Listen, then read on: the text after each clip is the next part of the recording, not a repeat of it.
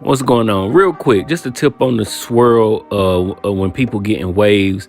This is a trick that I've learned, or I don't call it a trick, but it's something that I learned where when you're trying to go with the swirl in the back, whether they trying to make sure that you starting to lay it the right way, or they got that swirl pattern already down and you just trying to cut it the right way. What I like to do, I like to take my knuckle brush. You can do any brush, but you don't want to get the brush too big. Even if you're using a bigger brush, you want to make sure you're using just use the edge of it to kind of twirl it in there. I like to use the knuckle brush since it's already a circle. So you just twirl it on there, then you follow that pattern that you're brushing it down. You take your clippers, just using the edge of your clippers, not the whole clipper.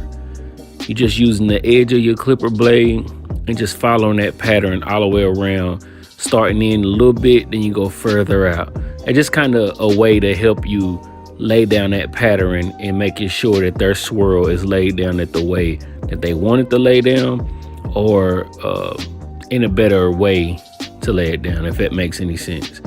I don't really know what this is called. I just call it the swirling brush.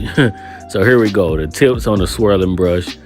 Brush your client's hair down, give them a good cut, give them a line up, leave them happy. Appreciate you.